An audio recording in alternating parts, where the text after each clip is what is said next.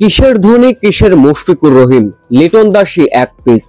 শুয়ে পড়ে লিটন দাসের এই কেমন অবিশ্বাস্য রান আউট, যা বাংলাদেশের ক্রিকেটের ইতিহাসে এর আগে ঘটেনি। লিটন দাসের এমন রান আউট দেখে ডাগ আউট থেকে একই মন্তব্যই করে বসলেন মুশফিকুর রহিম। বিস্তারিত জানতে ভিডিওটি না টেনে সম্পূর্ণ দেখার অনুরোধ রইল।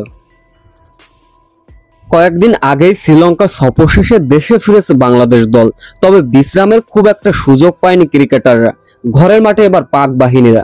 শুরুতে অবশ্য প্রথম টি-20তে আগে বোলিং করার সিদ্ধান্ত নিয়েছিল বাংলাদেশ, তবে বাংলাদেশের নিয়ন্ত্রিত বোলিংয়েই শুরুতেই কোমর ভেঙে গিয়েছিল পাক বাহিনীদের।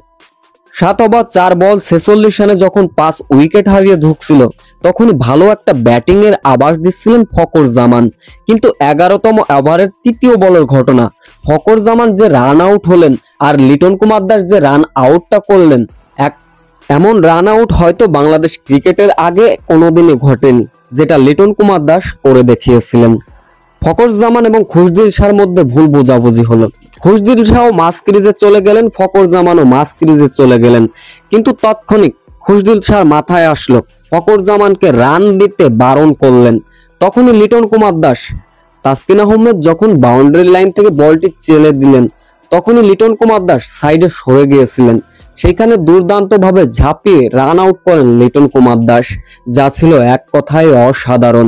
তবে গ্যালারি থেকে লিটন কুমার দাসের এমন স্টাম্পিং দেখে হয়তো রীতিমতো হতবাক হয়েছেন বাংলাদেশের এক সময়কার উইকেট কিপার মুশফিকুর রহিম। তিনি হয়তো মনে মনে ভাবছিলেন, আমার জীবনে হয়তো এমন রান আউট এর আগে করিনি।